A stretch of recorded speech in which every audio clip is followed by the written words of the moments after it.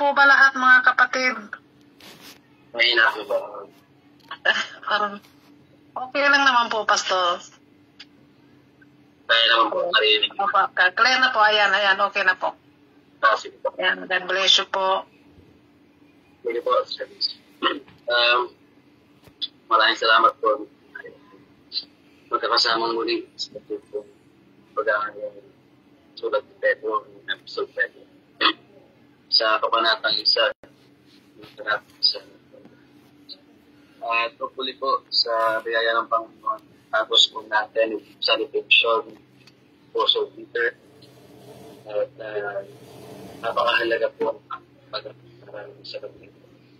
Na bilang mga mananampalataya, po tinawag ng Diyos, pinili ng Panginoon sa mga laba, ay nakita po natin ating kalagayan bilang mananampalataya. Ay tayo po ay tuloy ibigyan ng Diyos ang biyaya kapag paano ito pumasok. At yun po yung ating pag-aaralan sa dito. Alam ko po na lahat po kanya-kanyang kapalahan. Meron din po tayo may dito nagdadala. Pero kung sasabihin yung sinasabi ni Pedro sa kanyang salutation, sa kanyang sinusulatan na anti-persecution ng mananampalataya, ay napakinabagan po sa ating bilang tayo. Nagpapasan po at nabilang sa kawang. At bago po tayo ulit manalangin, ay basahin ko po sulat ni Pedro, o unang sulat ni Pedro sa kabanatang 1, mga talatang 1 hanggang 2. Ito po ang salita ng Panginoon. Mula kay Pedro, isang apostol ni Jesucristo, sa mga hinirang ng Diyos, na nakikipamayan sa pagkalawigan ng Ponto, Galatia, at Asia, Asia, kayo'y pinili ng Diyos, Ama, ayon sa kanyang layunin sa Malapa at pinabanal Espiritu Santo upang maging masunurin kay Jesucristo. At nilinis sa magitan ng kanyang dugo. Sumagana nawa sa inyo kagandahan buong paano. Ulitin ko lang po yung panghuling sinabi ni Pedro sa salutation niya. Sumagana nawa sa inyo ang kagandahan buong at pangkapayapan. Tayo po ay magdaliman. Aming Ama na nasa langit, salamat po na tuloy po kami. Binibigyan nyo ng pribileyo o pagkakataon po patuloy na makapag-aral sa kabila po ng aming mga kakulangan, ng aming mga kainan, mga pagkukulang. Patuloy po kami binibigyan. Kabila-bili po Panginoon. Pag-aralan itong unang sulat ni Pedro. At kami rin po bilang mga mananampalataya ng mga pagdadaanan, meron din po kami kinakaharap. At tulad po lang sinasabi niya sa iyong salita, kami po itinawag ninyo, hindi po kami magiging exempted sa mga suffering, sa mga bagay na alam po namin na pinagdaanan din po ng mga unang mananampalataya. At hindi lamang po sila, maging po ang aming Panginoon sa Kristo, ay nagbata rin po ng hirap. Pero siya po ay hindi natinag, siya po ay tuloy nagtiwala sa inyo. Alam po namin na lahat ng ito ay meron po kapakinabangan sa amin na bilang mga follower, disciple, o bilang iyong mga anak. Rin po nakita namin ang biyayang ito sa amin ninyo na kami po ay patuloy magtiwala at patuloy po kami na makalakad buhay na pananampalataya o pag-asa. And Lord, as we come together this night, study your word, Panginoon, to give us wisdom, Panginoon, nagpumula sa at maging po, Panginoon, aming mga puso ay patuloy po na magkaroon ng pangunawa sa inyong mga salita na hindi lamang po sa aming isip o sa aming po mga kaisipan na ito po ay mighty mo, talagang tumatak, kundi Lord sa aming puso, ito talaga yung aming po may sa pamo na may po pagtutuwanan. Salamat po aming Ama Diyos, napakabuti po sa ito po aming patanawin sa matamis po na Panginoon. Nangibot ko na anak, Jesus. Amen. Bilang pong pagkapatuloy sa sulat ni Pedro sa 1 Peter o yung unang sulat ni Pedro, ay tayo po ay nagpapatuloy sa kanyang salutation. At alam naman po natin na yung background ng unang sulat ni Pedro na siya po ay sumusulat sa mga tinatawag na hilirang ng Diyos o binigay ng Diyos sa mula pa na nangalat sa gawing hilaga ng Asia Minor. At ang pangunahing layunin ni Pedro, kaya niya ito sulat ay upang palakasin ang loob ng mga sinusulatan niya sapagkat numaranas ang mga ito na matinding pag-uusig at pag-itiis dahil sa kanilang pananampalataya. So, yun naman yung kanilang kalalagayan noong panahon na sila ay under persecution. At lagi naman natin narinig at tayo din bilang mga mananampalataya ay nakakaras din ng persecution, pero hindi siguro kasing lala o kasing tindi ng kanilang mga naranasan ng panahon ito is sulat ni Apostol Pedro. Pero same, lahat tayo ay may pinagdaan. At ipinapagunita sa kanila ng sumulat o ni Pedro ang magandang balita na Yesu Cristo na sinabi niya ang kamatayan, muling pagkabuhay at pagkabalik ng Panginoong Jesus ang magdudulot sa kanila ng pagkakasya. So dahil dito, dapat nilang tanggapin at tiisin ang kahirapan sapagkat nabibiyak nilang ito'y isang pagsubok sa katapatan ng kailang pananampalataya. At bukod dito, sila'y gagantimpalaan sa araw ng mahayag si Kristo. Kung meron silang hinihintay na muling pagbabalik ng ating Panginoon, ganoon din naman tayo na tayo ay nag-aabang hihintay sa kanyang muling pagbabalik at yun po yung ating pinaasahan na tayo po nagkakaroon ng totoong kapahin. At kasabay ng dulot niyang pampalakas loob sa panahon ng ligali, pinapayuhan din ng may akda ang mga bumabasa na mamuhay bilang tunay na mga tagasunod. Napakahalaga po ito. Bilang sila po ay nagkasabing mananampalataya ay nakalagay rin dito sa Pedro na dapat ito ay magmarka sa kanilang mga buhay bilang mga tunay na tagasunod.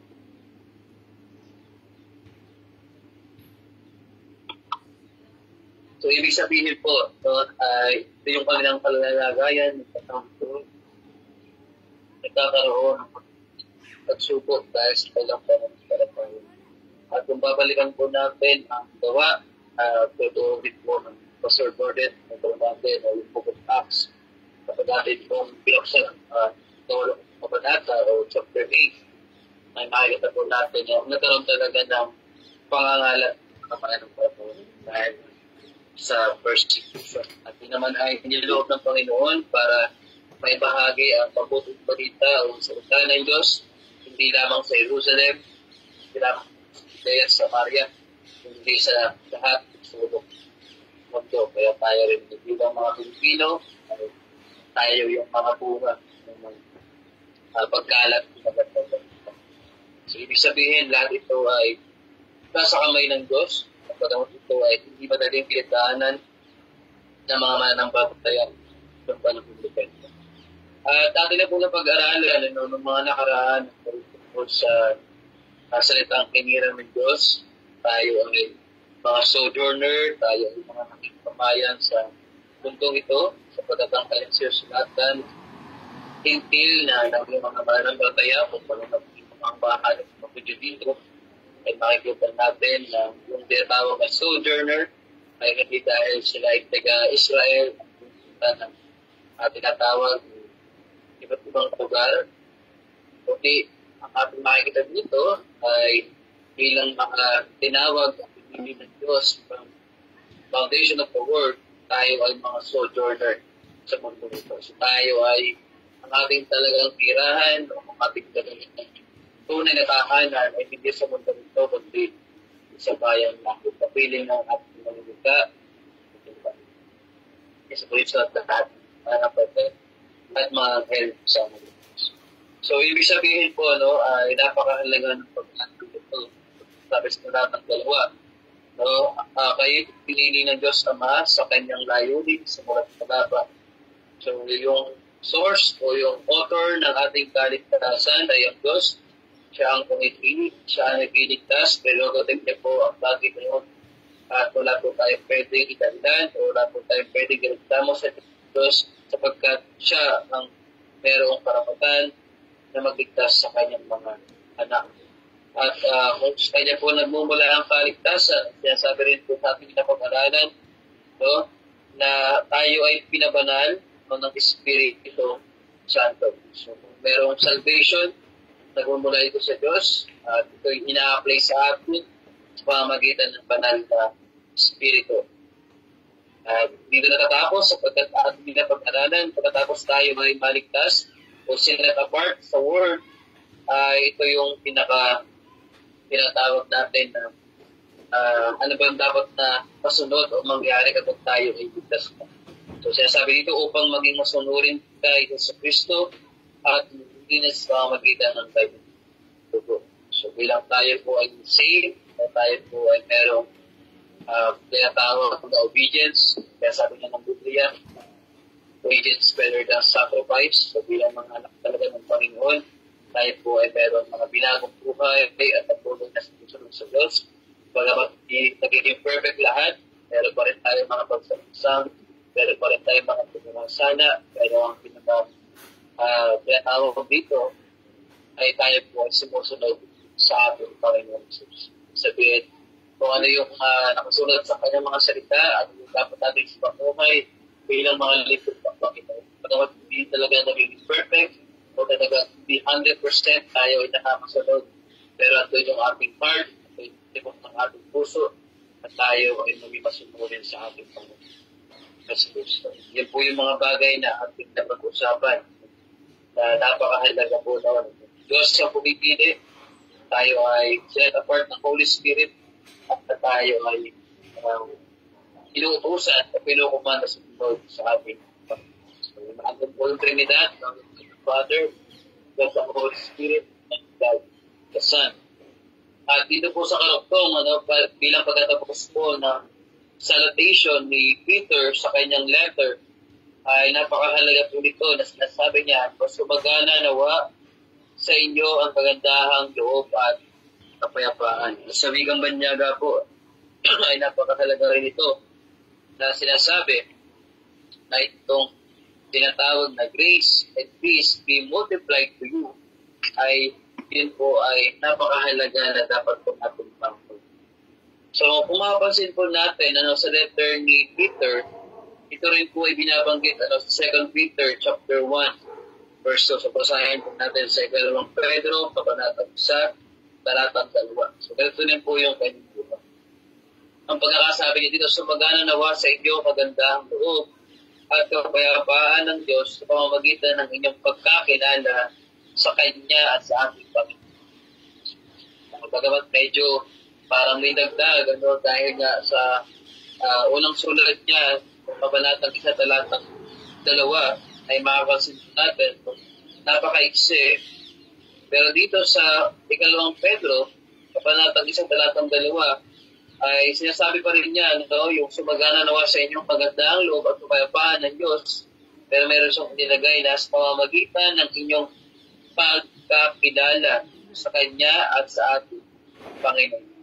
So, napakahalaga po noon na to know more God and His Son, our Lord Jesus Christ, ay doon natin makikita na mas lalong sagsagana yung tinatawag na peace o kapayapaan at yung tinatawag na grasya ng Panginoon. So ating isa-isahin po mga bagay dito.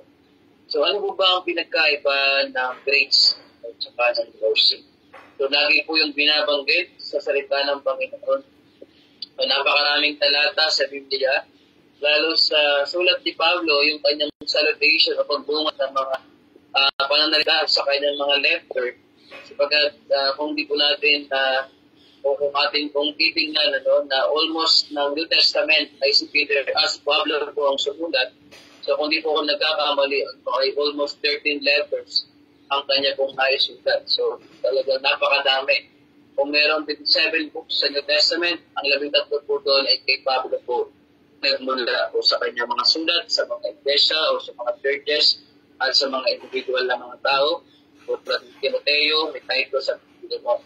So makikita po natin sa kanyang mga letter ay almost the same po sila na sinasabi ni Peter. So kung ating babasahin ng Romans chapter 1 o Roma kabanatang 1 talatang 7, unang Korinto kabanatang 1 talatang 3, ikalawang Korinto kabanatang 1 talatang 2, at Galatia kabanatang 1 talatang 3, Epeso kabanatang 1 talatang 2, Pilipos kabanatang 1 talatang 2, Colosas kabanatang 1 talatang 2, Una Thessalonica kabanatang 1 talatang 1, ikalawang Thessalonica kabanatang 1 talatang 2, unang Timoteo kabanatang 1 talatang 2, ikalawang Timoteo kabanatang 1 talatang 2, Tito kabanatang 1 talatang 4, at Philemon kabanatang 1 talatang 3, at magpili po sa ikalawang sulat 1 o 2 John chapter 1 verse 3 ay mapapansin po natin na may pagkakapareho ang salutation ng Apostle Peter at ni Apostle Paul. At ang napakahalaga po dito, ang tulad po ng sinasabi ni Pedro, ay sumagana nawa sa inyo ang kagandahang loob at kapayapaan ng Diyos sa pamamagitan ng inyong pagkakilala sa Kanya at sa ating Panginoon. Sino yung kanyang pagkakasabi sa kanyang ikalawang sulat sa kabanatang 1 talatang 2. So tulad po ng ating tanong, ano ba yung pinagkaiba ng grasya, tinatawag na habag? Pagkat po ating pinababasahin lahat ng ating pinanggit ng mga talata, ay nakasulat po doon, ay yung tinatawag na grace, mercy, and peace. So laging nababanggit po yung tatlong yun, yung grasya, at yung mercy, at saka yung peace na nagmumula sa Diyos. So akin pong i-define muna ano bang ibig sabihin ng grace at ano din yung ibig sabihin ng mercy. Para lang ma-distinguish natin ano yung pagkakaiba ng dalawa. So meron silang pagkakapareho, pagkay katangian ng Diyos. Ang Diyos ay mabiyaya, siya po ay maawain o mahabagin. Pero ano yun naman yung pinagkaiba ng dalawa? Ito ay parehong katangian ng Diyos. So yung grasya o grace ay binabanggit sa sulat ni Pedro na tinatawag ng kagandahang loob. Ibig sabihin po ito ay sa Bigang Banyaga ay unmerited favor. So ibig sabihin, ang lahat ng tao ay hindi karapat-dapat iligtas. Ang lahat ng tao ay dapat parusahan sa tagatagad mga po. Lahat ng tao ay karapat-dapat na mahiwali sa Diyos, eternal, doon sa lawa o at ang apoy. So walang hanggang pagkahiwali sa Diyos. So lahat tayo ay hindi karapat-dapat sa kanyang biyaya. Lahat tayo hindi karapat-dapat maligtas. Pero kaya ito tinatawag na unmerited favor o kagandahang loob ng Diyos. So ito yung kanyang ipinakaloob sa kanyang mga anak o sa lahat ng mga mananampalataya. Sa lahat ng magtiwala kay Kristo ay ang Diyos ay naging mabiyaya. Siya po ay gracious sa lahat tao kanyang hinahabagan. So ibig sabihin po, tayo hindi dapat bigyan po ng kaligtasan. Tayo po hindi dapat bigyan ng buhay na walang hanggan. Pero tayo po ay binigyan po ng Diyos. So ito tinatawag po na gift or regalo. So, ibig sabihin po ay kung ito ay isang regalo, ito po ay hindi natin pinagkurapan, ito po ay hindi natin pinagtrabahuhan, ito po ay hindi dahil sa ating mga ginawa, ito po ay hindi dahil sa ating mga pagsisikap, ito po ay hindi dahil pinili natin ang Diyos, ito po ay hindi dahil tayo ay mabubuting tao at kalapag-tapos sa Panginoon. So lahat po yun ay pagkaligtaran. So sabihin po, ito ay binigay sa atin ng Diyos bilang isang regalo o gift na ito natin trabaho. So, ang ibig sabihin po ng grace, sabi nga po ni RC, ito ay God's loving and undeserved favor to sinners in Christ. So, ito po grace is God's loving and undeserved favor to sinners in Christ. So, I will repeat po, grace is God's loving. So, ito ay tanda ng kanyang pagmamahal dahil ang Diyos ay pag-ibig and undeserved favor. Sabi ko nga po tayo, hindi ka dapat ito, meron tayo pinagkalooban. Bilang tayo po ay mga makasalanan, ay ito po yung ating naranasan ang pag-ibig ng Diyos yun, at ang kanyang undeserved favor kay Kristo. So, lagi pong kasama yun. Hindi tayo pwedeng maramdaman natin ang pag-ibig ng Diyos at yung kanyang undeserved favor without Christ. Kaya nga po laging binabanggit na in Christ, lalo sa Efeso, in Christ, because of Christ, no, ay meron po tayo na grasya na nagmumula sa Diyos na tinatawag na God's loving and undeserved favor in Christ. Bilang tayo po ay pinatawad sa ating kasalanan. At yung verse naman, pagkatapos ang ating pag-aaralan sa gabing ito ay yung grace at peace. Pero yung mercy bilang atin pong makikita yung kaibahan. So, meron sila talagang pagkaiba ng grace at mercy. Ang mercy naman po ay tayo bilang mga tao, kanina po ay undeserved people. Hindi tayo karapat-dapat, pero binigyan tayo ng regalo na sa magitan ng Kristo ng ating kaligtasan. Hindi naman po mercy ay awa. Tayo po ay karapat-dapat naman na parusahan, pero tayo po ay kinawaan. So, ibig sabihin kanina, hindi tayo deserve, pero binigyan tayo. Pero yung mercy naman, deserve natin na tayo ay parusahan pagkat tayo lahat ay nagkasala, pero tayo ay pinaawaan ng Diyos. Diyos ay naging maawain sa atin. At kung saan tayo ay parusahan, ay tayo po ay kanyang kinawaan sa pamamagitan po ni Kristo. So, ibig sabihin po, napakahalaga po ng dalawang bagay nila. Pero yung ating po pag-aaralan ngayon ay bukod sa grace, yung tinatawag na peace, ang kapayapaan na nagmumula po sa Diyos. So, unahin muna natin po ang tinatawag na grasya. So, akin po nabanggit na kanina, ayon kay RC ay ito po is God's loving and undeserved favor to sinners Christ. At kung akin po mga binanggit na talata kanina ay napakadami na si Paulo po ay sagana na lagi niya pong binabanggit itong grace na ito.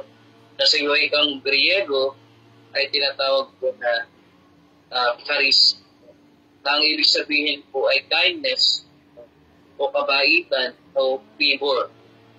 At kung makapasin po natin yung aking binanggit kanina sa ikalawang sulat ni Pedro, kabanatang 1, talatang 2, ay napakahalaga po nito sapagkat yung awa o yung kagandahang loob at kapayapaan ng Diyos sa pagitan ng ating Panginoon sa Kristo ay ating mismong makikilala o dahil sa ating pong pagkakilala sa Diyos o sa ating pong Panginoon sa Kristo ay lalo pong nananagana na ating pong maunawaan po ano ba yung pagkakilahang loob at kapayapaan ng po wala. So, ibig sabihin po, without knowing Christ, without knowing His Son, our Lord Jesus Christ, ay hindi po natin mauunawaan po ano ba yung awa o yung kapag o yung kanyang kagandahang loob yung kanyang.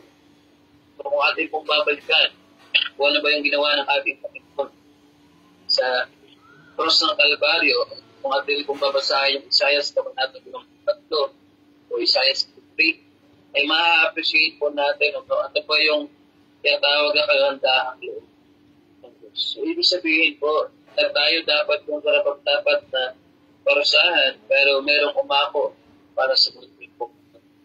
So, atin lang po tignan yung Isaias kabanatang 5 at para mas nakita po natin na kumaganda po ng Diyos sa atin. Isaias kabanatang 5, Isaiah 53. Sabi po ba sa amin ito? Para mas na-appreciate po natin yung kagandahan loob ng Diyos. So, verse 1. Sumagot ang mga tao, sino ang maniniwala sa ipinabagitan namin ito? Kanino mo ipinakita ang inyong kapangyarihan? Kalooban ni Yahweh na matulad sa isang dapat ng kanyang lingkod. Parang ugat na natanim sa tuyong lupa, walang katangian ng magandang makatarong pagkasin. Walang tagday na pang-akit para siya ay nagkitan. Namak siya ng mga tao at nakit. Nagdanas siya ng kampi at hirap, wala man lang buwang sa kanya. Pinaliwala natin siya na parang walang kanya. Verse 4. Tunay ngang inalis niya ang ating mga kahinaan. Pinagaling niya ang ating mga karamdaman. Subalit, pinakala natin iparusa ng Diyos sa Kanya. Or dahil sa ating mga kasalanan, kaya siya nasugatan, siya ay binugbog dahil sa ating kasamaan. Tayo ay gumaling dahil sa pahirap na dinanas niya at sa mga hampas sa Kanyang tingkab. Tayong lahat ay tulad ng mga tupang naliligaw na kanya-kanya tayo ng dapat. Ngunit ipinataw ni Yahweh sa Kanya ang kaparusahan tayo dapat tumanggap. At verse 10, sinabi ni Yahweh, ang Kanyang paghihirap ay kalooban ko, ang Kanyang kamatayan ay tundog para sa pagkatawaran ng kasalanan. Verse 11, pagkatapos ng mahabang pagdurusa, muli siyang dalasap ng bigaya, malalaman niyang hindi na wala ng kabuluhan ng kanyang pagtitiis, ang tapat kong lingkod na lubos kong nalulugtan, ang siyang tatanggap sa parusa ng marami, alang-alang sa kanya, sila'y natawar. Sapagkat kusang loob niyang ibinigay ang sarili at nakibahagi sa parusa ng masama. Inaako niya ang mga makasalanan at dalangin sila'y. So, ibig sabihin po, ay kung mayroon tayong laging binabanggit na grace and mercy, or mercy and grace. So, kung ating pong babasahin yung Isaiah 53 or Isaiah 53, ay mas ma-appreciate po natin ano ba yung ginawa ng Panginoon, ano ba yung plano ng Diyos para sa ating kaligtasan. Kaya nga ang sinasabi ng Biblia, yung ating kaligtasan, sinasabi ng Efeso, ito ay regalo ng Diyos sa atin. Ito po ay hindi natin pinaghirapan. So without Christ, without Son, na namatay sa Kalbaryo, na sinasabi po ng Isaiah 53, na ito po ay kalooban ng Ama. So, siya po ang talagang dahil sa kanyang galit, dahil nga po sa pagkakasala ng tao, ay ang kanya pong pinaglingan ng kanyang galit. Dahil hindi po natin kayang bayaran yung ating mga kasalanan, ay ang mismong kanyang isa-isang nagdanas po ng paghihirap sa post ng Kalbaryo na dapat po tayo ang pagdanas sa hirap na kanya pong binata doon. So, ibig sabihin po, ito po ay tinatawag na grasya ng Diyos sa atin. So, ibig sabihin, hindi po natin pinagtrabahuhan yung ating kaligtasan. Ito po ay kaloob ng Diyos sa atin. Kaya nga sinasabi ng Biblia, tayo po ay kailangan mag-born again. Kailangan po tayo isinang muli. Sapagkat hindi po natin kayang tanggapin, hindi po natin kayang kailanganin si Kristo o ang Diyos, kung tayo po ay hindi isinang muli. Kaya ang bilabanggit po yun, ang salita ng Panginoon, like verse chapter 5 verse 1, tayo po ay kailangan mag-born again. Sinasabi niyo po ng 1 kamarang 3, we need to be born again. Sinasabi po kay Nicodemus. So, ibig sabihin po, ito po ay talagang kindness ng Diyos, ito ay favor ng Diyos para po sa kanyang mga anak, para po sa kanyang mga pinili na binabanggit po ng salutation ni Peter, para sa mga hinirang ng Diyos, para sa mga pinili ng Diyos sa bulat mapa. So, tayo po ay tumanggap ng kagandahang ng Diyos. So, ito po ay hindi dapat tayo bigyan, ito tayo karapat-dapat, pero dahil nga ito ay galing sa Diyos at sa kanya nagpumula at nagpumula ito ay siya po ay naging mabiyaya po. Katawag natin, mayroon po siyang kagandahan para sa kanya. So pag ito po ay katangian ng Diyos, hindi po ito pwede mawala. At ito po talaga ay kanyang exercise, ito po ay kanyang katangian. So, ibig sabihin, yung ating tanong, bakit pinayaan ng Diyos, bakit pinayagan ng Diyos, bakit pinagaw ng Diyos, na ang tao ay bumagsak sa pagkakasala. So, ang isang sagot doon, para ipakita niya yung kanyang pagiging gracious, sa pagkakito po ay kanyang katangian, na siya po ay gracious, siya po ay tinatawag natin na mabiyaya, yung kanyang kagandahan doon. Ang gusto niya pong ipahayag sa mga tao na pinagkat. Pagamat, di lahat nakatatanggap ng klase ng kagandahang loob ng Diyos, sapagkat hindi naman lahat ay maniniwala, hindi naman lahat ay na-born again, hindi naman lahat ay naging talagang may pagkakalaw sa Diyos, sapagkat sila po ay talagang bulag dahil sa pagkakasala. Pero kung sino man ang pinili ng Diyos sa pagkalaba at narinig ang magandang pagkita, so kanilang makikita at paranasan At nawa po ay kapitan tayo doon, yung biyaya po yung pagkakaklo, yung gustong kanyang regalo sa pamamagitan po ng sa gusto. Kaya tama po yung ibig sabihin sa Griego na charis, ibig sabihin ito ay kindness o favor ng Diyos. At kung ating pong babalikan, yung aking binasa kanina, so ito pong kindness na to, itong favor na to, itong grace na to, ay wala pong ibang pinanggagaling. Kundi po, it is from God, our Father, and the Lord Jesus Christ. So without God, without Christ, no, hindi po natin maranasan grace, hindi po natin maranasan yung grasya, yung kagandahang loob, yung regalo ng Diyos. Without God, our Father, and the Lord Jesus Christ. So the more we know God, the more we know Christ, hindi po natin mas maiintindihan na ba yung grace sa pinatawag. Ito po ay hindi kayang ibigay ng mundo, ito po ay hindi kayang bilhin ng tao, ito po ay hindi mo pwedeng ipalit sa anumang yaman sa mundo ito, sapagkat ang grace na ito ay sa Diyos lamang nagtungkula sa kanyang butong anak ating Panginoon sa Kristo. So, it is grace. Ito po ay kindness, ito po favor na nagtungkula sa Diyos. At pangalawa po, sabi niya, hindi lamang grace, kundi yung peace. Ang sibikang Griego ay erine, na ang ibig sabihin na spiritual peace. No? Peace of Christ, kingdom. The peace of Christ.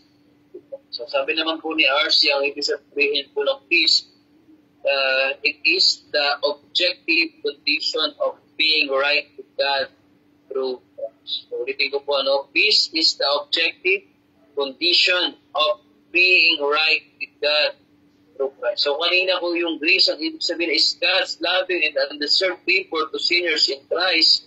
Yung peace naman po is the objective condition of being right with God through Christ. So sabi ko nga po kanina, ito po ay hindi kayang ibigay ng mundo. Sapagkat kung sinasabi mo ng mundo na mayroon talagang ibinibigay ang word o yung government na peace o kapayapaan, pero I will tell you po, kung peace natin naranasan, kung meron mang o wala mang gera ngayon sa Pilipinas, kung hindi pa nagaganap talaga yung tulad sa ibang bansa, at merong war, bagamat ang Pilipinas ngayon ay meron po mga nagbabanta, naggera, nagkabanan, digmaan. Pero still, ay hindi pa nangyayari. So, pwede sabihin ng isang tao, isang nagtatrabaho, ng isang hindi mananampalataya, siya ay merong peace, meron siyang nararamdaman o nararanasan ng kapayapaan. At alam ko, lahat ng mga tao ay naghahangad ng kapayapaan. Kung sila mo may gusto na buong mundo ay nag-aaway-away, nakamatang-patap. Siguro may mga taong gano'n, nag-iisip ng gano'n para sa kanilang sariling kapakanan, sa kanilang sariling mga bagay na hinahangad sa mundo. Pero ang isang tao, pag tinanong mo siya, gusto niya ba na magkaroon ng gulo? Gusto niya ba na magkaroon ng mga bagay na naayon sa mga bagay na gusto natin? Lahat na mayroong patayan, nabitigman.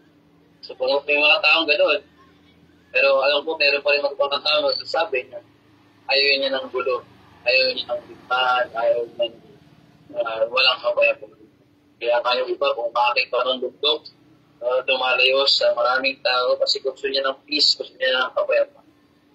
Pero siya sabi na natin, na kung ikaw ay hindi believer, yes, pwede mong maramdaman yung peace na yun, pero temporary. At hindi yun ang peace na nagmumula sa Diyos. Sapagkat ang isang tao na wala sa Panginoon, yes, may sinasabi siyang kapayapaan o peace, pero pag dumating na yung problema, dumating na yung pagsubok, dumating na yung mga bagay na hindi niya inaasahan, pag dumating na yung mga bagay na inakala niya na dati ay ayos naman, pero ngayon ay ang gulo na, so yung peace na yun ay nawawala. Sapagkat yun ay hindi galing sa Diyos, yun ay temporary lang.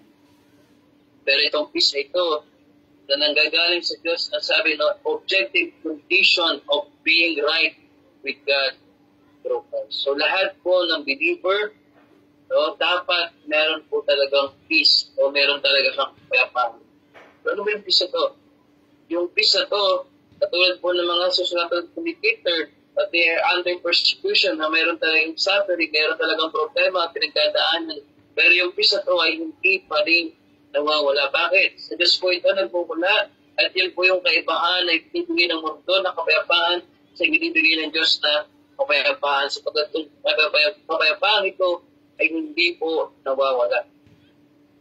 O kahit tayo ay dumadanas sa problema, pagsubok, o ang kapayapaan ito ay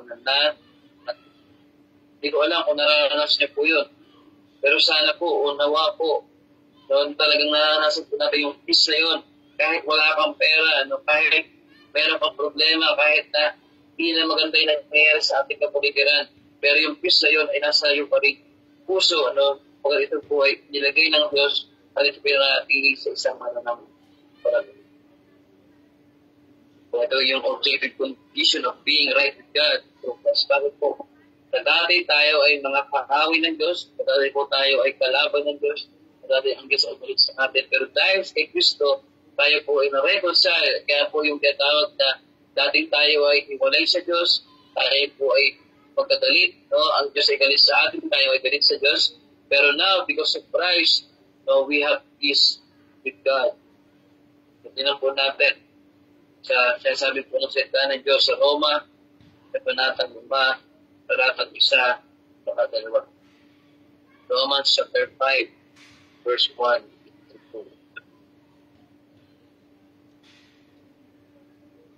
Tapasahan ko po sa Tagalog.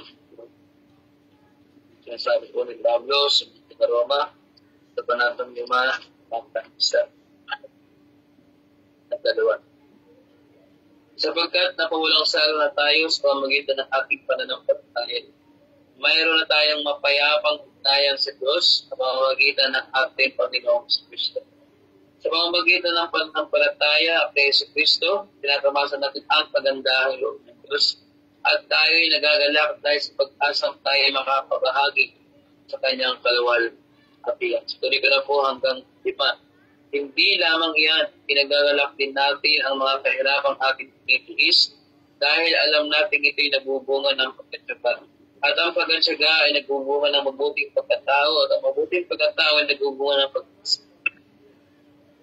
At hindi tayo binibigo ng pag-asa ito sapagkat ang pag-ibig ng Diyos ay binuhos na sa ating mga puso sa pamamagitan ng Espiritu Santo na ipinagkaloob sa sulukatan po, yung talatang isa sinasabi sapagkat napawalang sala na tayo po ay meron na pong tinatawag na kapatawaran sa ating mga kasama sa pamamagitan po ng ating pananampalataya through faith, na meron na po tayong mapayapang ugnayan sa Diyos sa pamamagitan po ng ating Panginoon.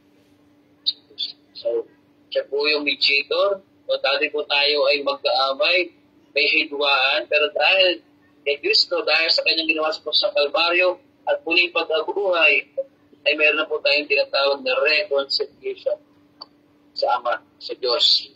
At dati pong galit sa atin, ay tayo po meron ng mapayapang ugnayan sa Kanya. So, yun po yung napakaganda. Hindi na maganda yung nangyayari sa ating kasalukuyan. Gera dito, gera doon, gutom dito, gutom doon. Kahirapan dito, kahirapan doon. So, kaguluhan dito, kaguluhan doon. So, lahat po ng bagay, minsan hindi na po natin maintindihan yung mga nangyayari. Pero we have peace with God because of our Lord. At yun po ay hindi kayang kuhanin minuman, hindi po yung pwedeng nakawin minuman, hindi po yung pwedeng kunin ng sino mang tao at ng mundong ito, yung kapayapaan na yun. Na kapag tayo po ay ginuha ng Diyos ng ating Panginoon, o kaya siya'y muling bumalik, andun po yung peace. At tayo po ay makakaasa, at tayo po ay makakasigurado na yung kapayapaan yun na dahil kay Kristo sa kanyang ginawa po sa Kalbaryo ay hindi pwedeng makuha ng inuman o sino man nilalang o ang pangyayari sa so, napakaganda po ng gayang sabi ni R.C. Grace and peace. This greeting or salutation is also a blessing and it has a special relevance for suffering Christians. So, hindi ko po, grace and peace, yung grasya at kapayapaan nagmumula sa Diyos. This greeting is also a blessing. So, hindi lamang siya sinabi ni Peter Tapos wala na. Ito po ay isang klase ng blessing. It has special relevance for suffering Christians. Kung naghihirap ka na, hindi na tama o hindi na maganda yung nangyayari sa ating kapatigaran, pero sabihan ka ng isang tao, grace and peace be multiplied to. Managana nawa siya ang grasya at ang Diyos. The more we know Christ, the more we know God, mas mag-uumapaw kung tinatawag na grasya at kapayapang nagmumula. Napakasarap isipin po, no? Na ang Diyos ay talagang tayo ay tinatawag ang pinayayaan ng kaligtasan. Sino ba tayo para piliin ng Diyos? Sino ba tayo para mahalin ng Panginoon? Sino ba tayo pwede ipagmalaki sa harapan ng Diyos? Sasabihin natin, kaya mo naman ako pinili dahil maniniwala ako o kaya mo ako pinili dahil mabuti akong tao. No. Sabi ng salita ng Diyos, lahat ng ating mabubuting gawa ay basahan sa harapan. Pero yet, pinili pa rin tayo ng Diyos ayon sa kanya.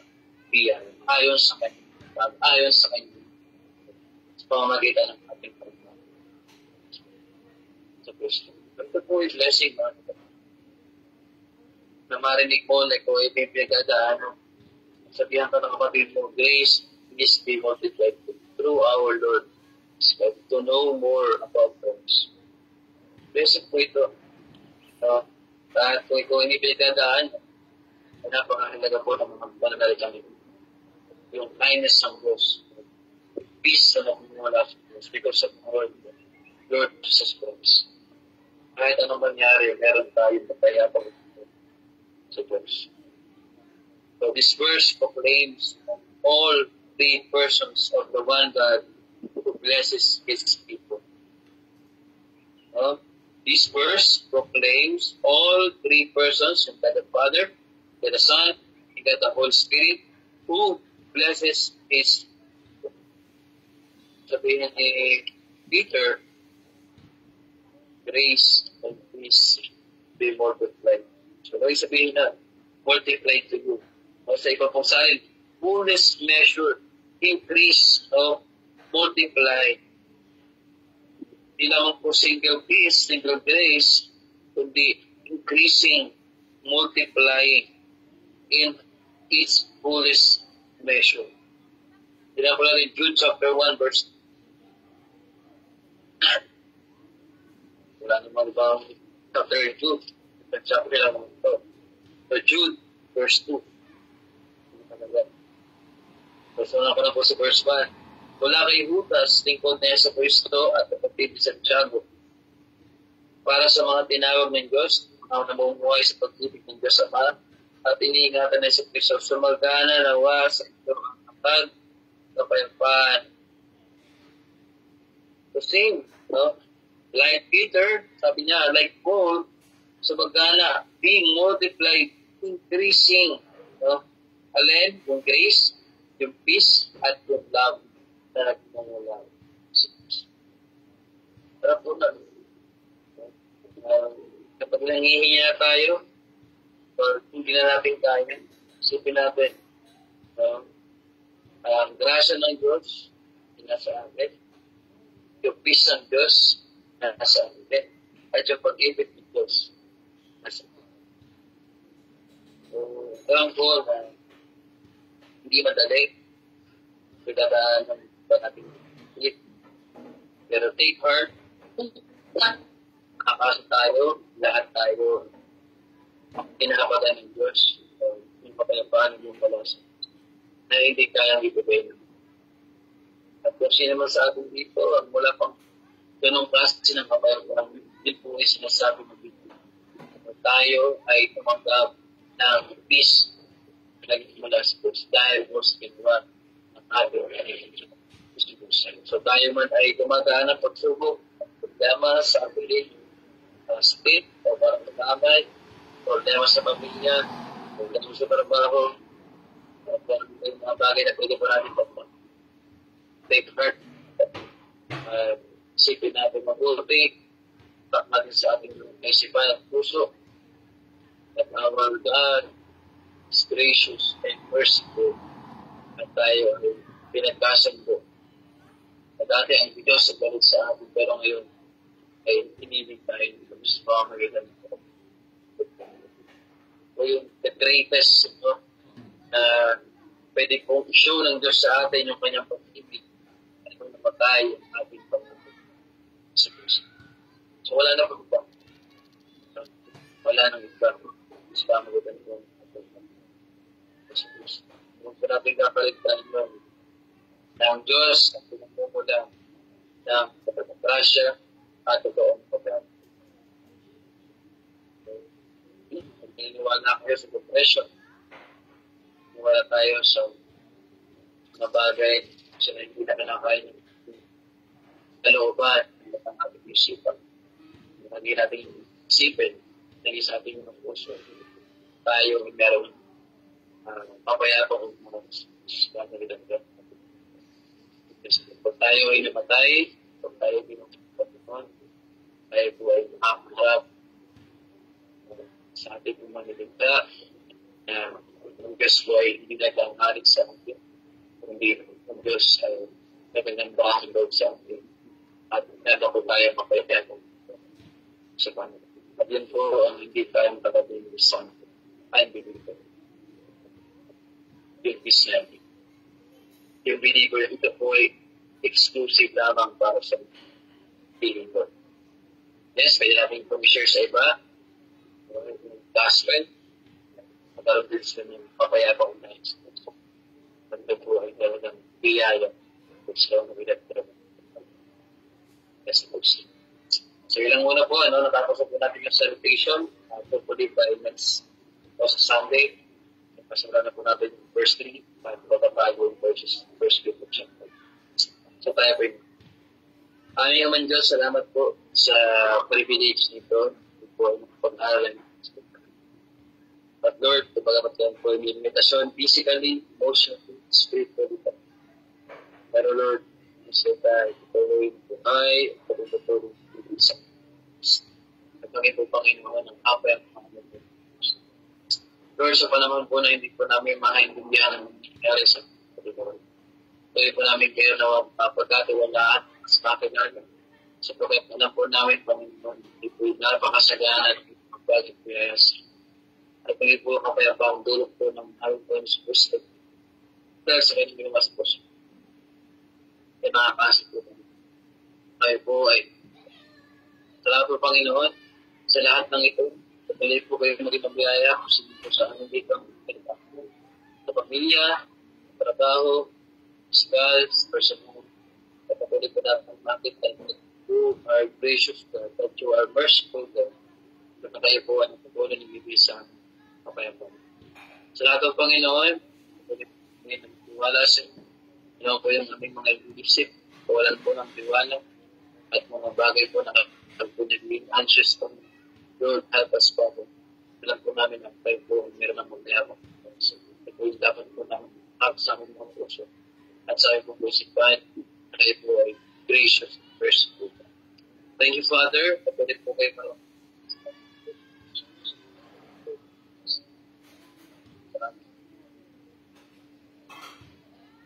Amen. Thank you so much po, Pastor Edmond, sa inyo pong binahagi. Bago po ang lahat, nais ko muna pong tawagin yung ating kapatid na mananalangin para po sa ating Pastor Edmond. Sister Maisel.